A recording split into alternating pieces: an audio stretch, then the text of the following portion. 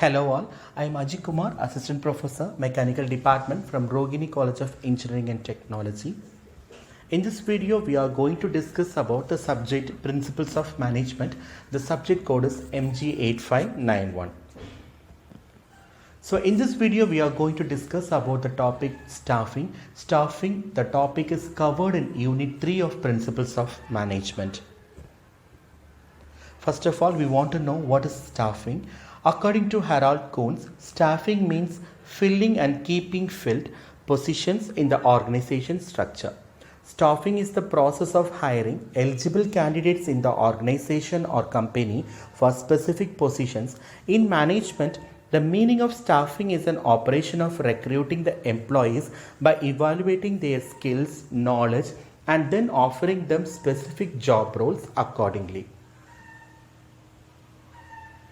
Staffing can be defined as one of the most important functions of management.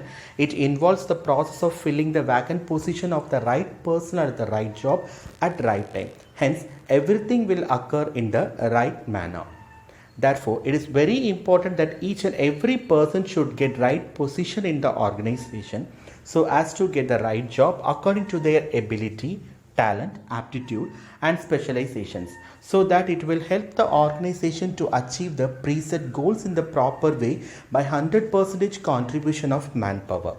Thus, it can be said that the staffing is an essential function of every business organization.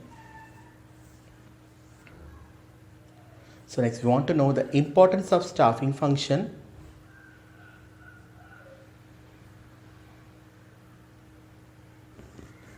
So the importance of staffing is filling organizational positions, that is concerned with filling of good systematic staffing and developing competencies, right job according to right person. Then retaining personnel, that is continuing them in the organization.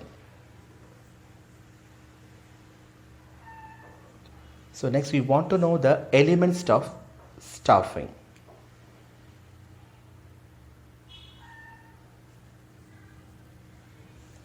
The elements of staffing are manpower planning, job analysis, recruitment and selection, training and development, performance appraisal.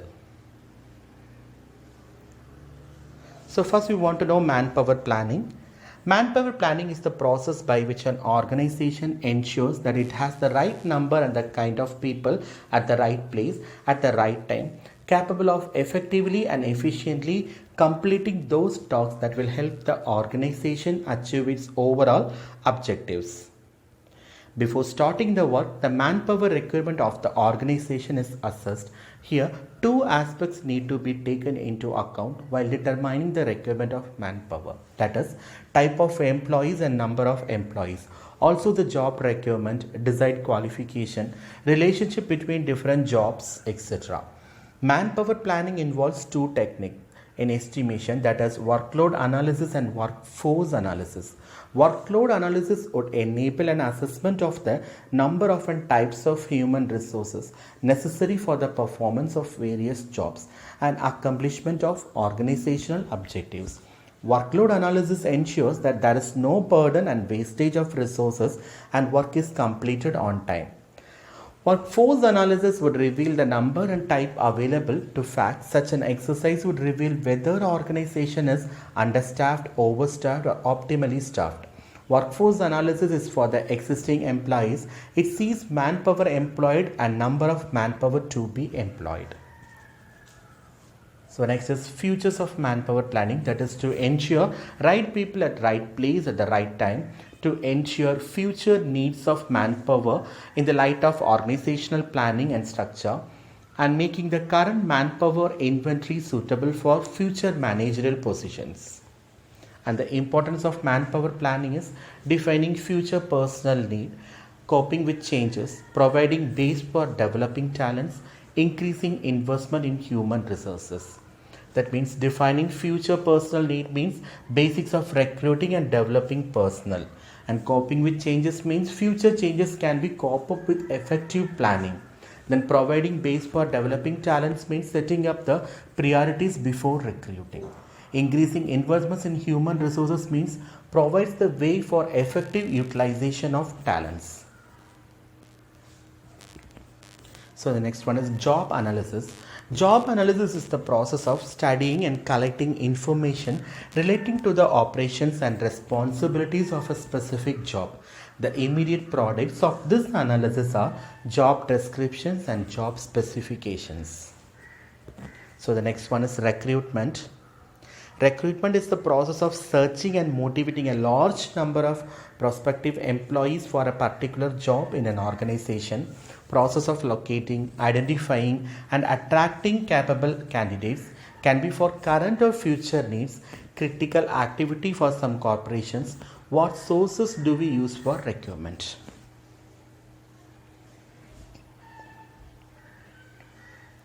So recruitment includes the following activities, that is determining the various sources of supply, evaluation of the validity of sources, selecting the most suitable source or sources, inviting applications from the candidates for the vacancies. So the next one is selection. Selection is the process of differentiating between applicants in order to identify and hire those with a greater likelihood of success in a job.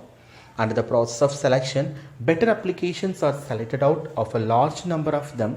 It must be kept in mind that the ability of the applicant and the nature of work must watch. It means that right man should be selected for the right job. This will lead to better performance on all fronts, that is quality, quantity, time, cost, etc. So the selection process includes the following steps, that is preliminary screening, selection test and employment interview. So the sources of recruitment is internal searches, employee referrals, voluntary applicants, employment agencies, advertisements, school placement. So then we want to know the difference between recruitment and selection. Recruitment is to attract maximum number of candidates, but selection to choose best out of the available candidates. Recruitment means it creates application pool as large as possible. Selection, it is a rejection process where few are selected. Recruitment means techniques are not intensive, not very intensive, but selection, highly specialized techniques are required. In recruitment, outcome is application pool, and then selection outcome is the candidate who is offered job. So the next one is training and development. So training is a short-term process utilizing a systematic and organized procedure by which non-managerial personnel learn technical knowledge and skills for a definite purpose.